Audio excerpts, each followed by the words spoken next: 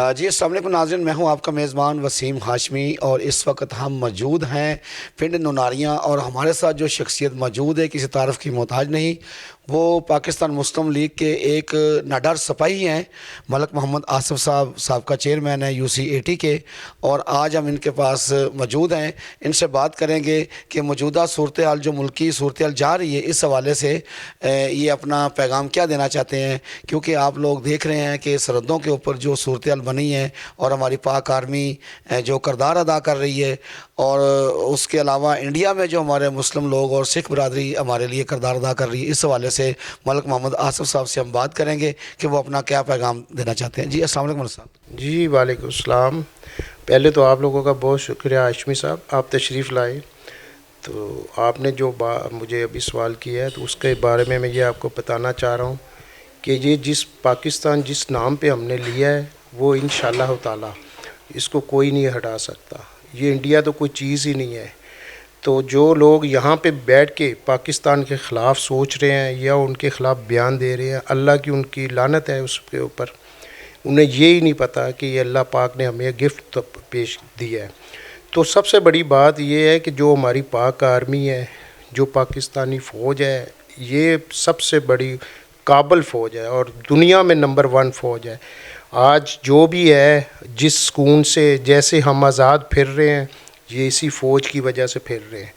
اگر فوج نہ ہوتی تو ہم بھی ان کے غلام ہوتے۔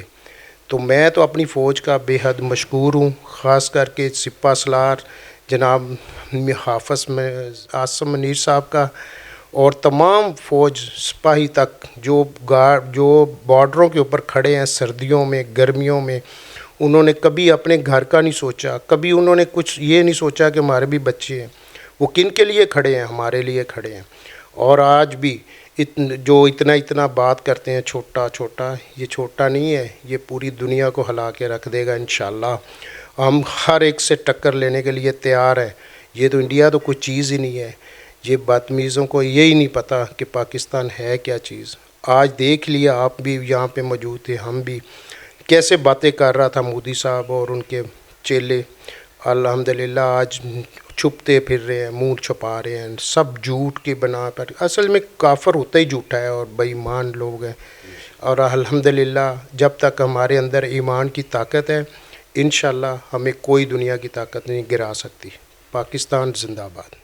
جی بہت شکریہ۔ جی ناظرین، یہ تھے ہمارے ساتھ ملک محمد آصف صاحب، جو کہ سابقہ چیئرمین ہے UC80 کے، اور آپ کو بتاتا چلوں کہ انہوں نے بہت خوبصورت الفاظوں میں انڈین سرکار کو بتا دیا ہے کہ پاکستان کے اندر جو حافظ سید عاصم منیر صاحب ہیں، وہ ایک سب سے پہلی بڑی بات تو یہ ہے کہ ایک سادات گھرانے سے ہیں، جنہوں نے جب ہمارا دین دوسرے لفظوں میں جنم لینے کو جا رہا تھا، وہاں بھی انہوں نے اپنی قربانیاں دی، تو آج وہ کسی قربانی دینے سے دریغ نہیں کریں گے۔